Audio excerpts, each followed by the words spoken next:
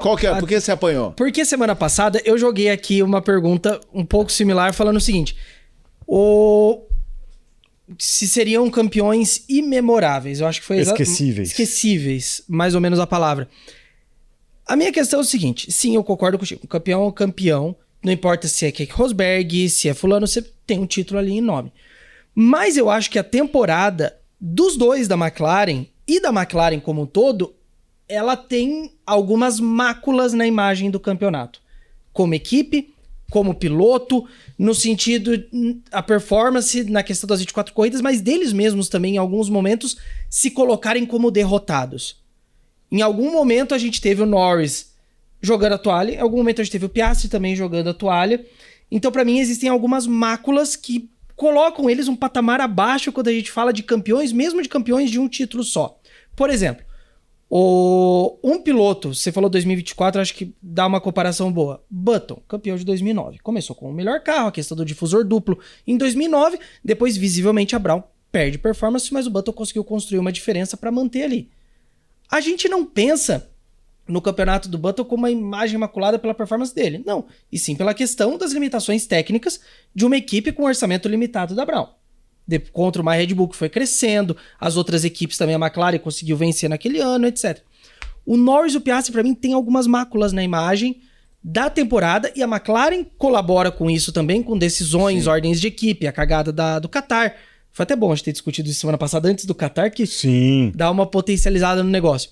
Então, para mim, é isso. Vai ser campeão, ótimo, mas sendo um ou sendo outro, pra mim vai ter algumas máculas na imagem do campeão de 2025. No futuro, eles vão ter a chance de apagar isso construindo um legado, do mesmo jeito que o Verstappen conseguiu construir com 22, 23 e depois 24. Pra mim essa é a grande diferença. A gente comparar o Norris, o Piastri, qualquer um que vencer, de McLaren no caso, ao Keke, ao Button, ao Jacques, ao Damon Hill, que são considerados campeões abaixo. A gente tá comparando uma história 100% escrita com uma de um que tem 25 anos e outro 22, sei lá. Então assim, é cedo. A gente não sabe qual vai ser o impacto de um título para qualquer um desses dois na sequência. McLaren tem um bom carro ano que vem, por exemplo, anda bem, legal. Ou mesmo quando tiver um carro um pouquinho inferior e mostrar muita força para brigar, a gente fala, pô, esse cara tá tirando leite de pedra.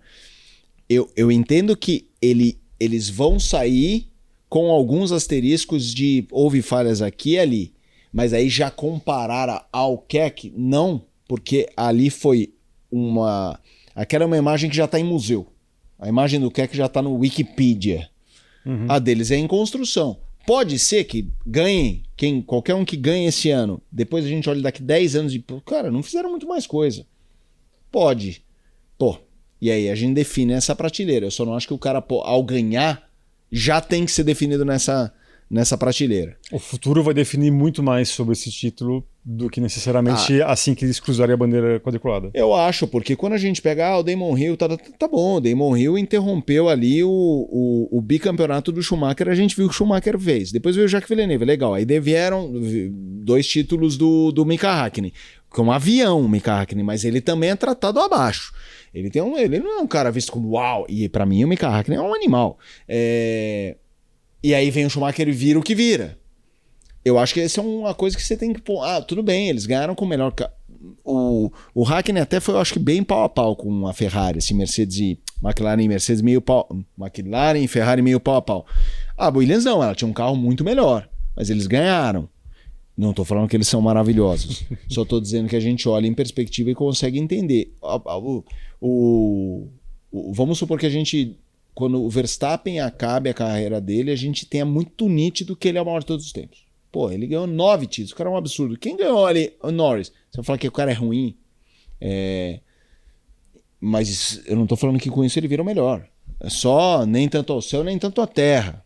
Eu acho que a McLaren vai acabar com um sabor um pouco amargo, mesmo com o título. De novo. Mas eu acho que tem um contexto muito mais coletivo do que de Norris e Piastri, embora eles participem disso também. Eu vou fugir um pouco do roteiro, mas eu vou preparar uma brincadeira aqui, que eu sei que o Felipe vai me odiar. Mas tudo bem. Estou pegando aqui a lista dos apenas, entre aspas, aí aspas mesmo, apenas campeões da Fórmula 1. Um título só em toda a carreira. Então, eu vou pedir para vocês elegerem o pior e o melhor. Eu posso abrir aqui os trabalhos sem problema nenhum. A lista é grande. Tem alguns que, obviamente, a gente não tem condições de falar sobre a qualidade. Talvez só o grande Cláudio Karsug, que poderia falar, já que ele assistiu todas as temporadas da história da Fórmula 1. Mas começa lá atrás com o Giuseppe Farina, aí depois tem o Mike Hawthorne, depois Hawthorne. O Phil Hill, John Surtees, pô. Esse é lenda, pô. Danny o Surtees a gente já tira da disputa de pior. Do pior, Danny Hilme,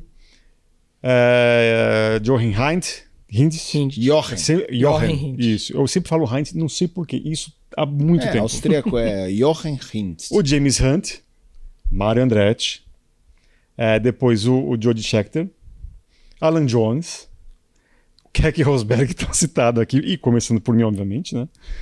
Nigel Mansell, Damon Hill, Jacques Villeneuve, Kimi Raikkonen, Jason Button e o Nico Rosberg. Vou começar contigo, deixa ele pensar. Vai, Gui. Cara, eu posso te falar? Eu acho que isso tem que ser um cara a cara, tipo aquele que a gente faz na ESPN, tem que ter as caras e a gente ir eliminando, porque de cabeça, a pergunta sendo prática é o melhor e o pior deles. John Surtees, pra mim é o melhor. Porque ele é multicampeão de motos depois e isso ninguém nunca fez. Então só isso já dá a ele uma aura no esporte a motor que ninguém tem. O cara já é único por isso.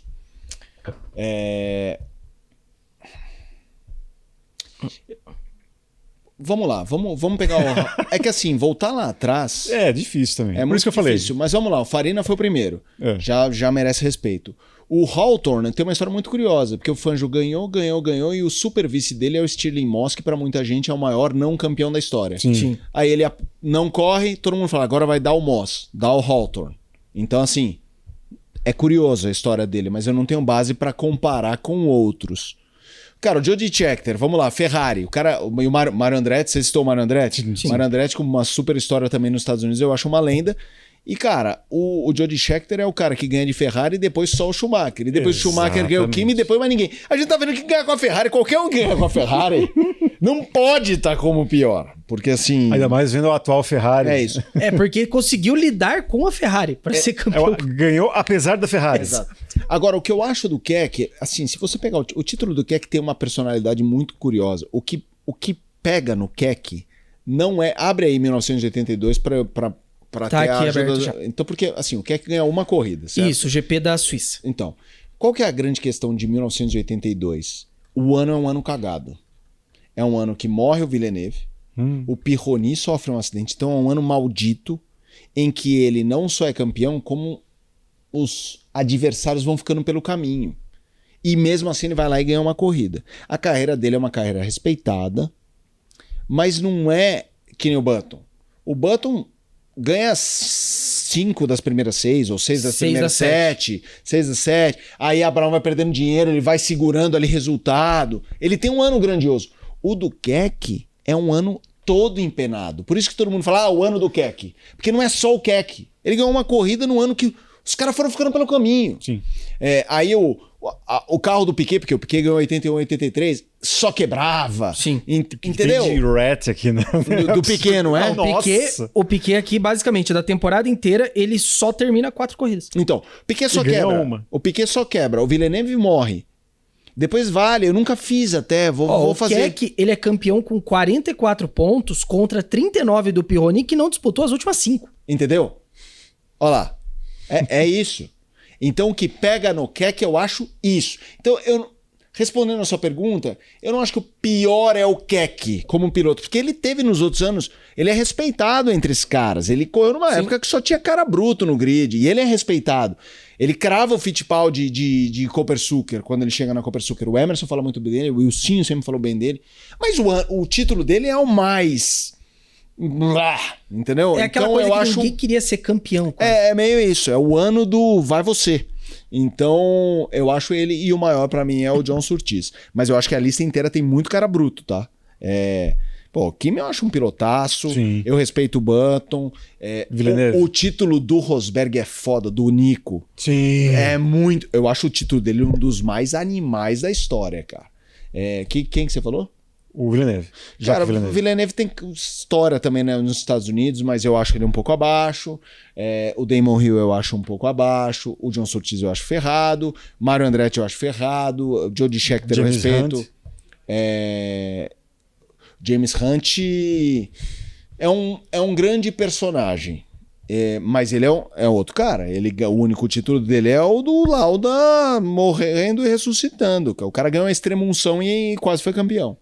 Então eu acho ele muito bom e o título dele virou filme, que lindo, bonito. Mas eu acho ele, se você perguntar, eu acho ele mais pra Keck do que pra... Sim. Isso é opinião sincerão, sabe? Sim. Assim, tipo, vamos falar o quê?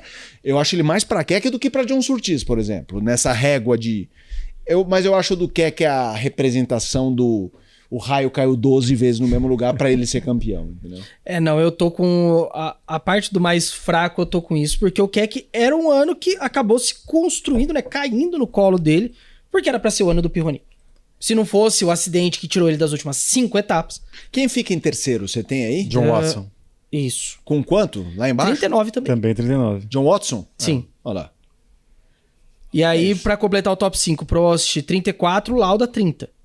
Tipo, é um ano que... Tudo bem que distribuía menos pontos na época, mas ainda assim eram 9 pro vencedor. Dá uma olhada aí, GP de Mônaco. GP de Mônaco de 82, ganhou o Patrese, não é o Patrese? Exatamente. Então, cara, procura no YouTube, eu nem... Pô, vou rever. Essa é uma corrida que acontece o que acontece no campeonato. É que todo mundo se batendo Todo mundo se batendo, rodando, entendeu? Inclusive o Keck chega, uma hora tá lidera, todo mundo lidera e ninguém ganha. Eu acho que o GP de Mônaco mostra que foi o campeonato inteiro. Vai dando um monte de cagada e... 82 é bizarro. Apesar de trazer todo o contexto do campeonato que ele ganhou, mas você fica então oficialmente ali na súmula... Não é nem como o piloto, é como o ano do título, eu acho, 82. Não, eu tô com o Felipe também.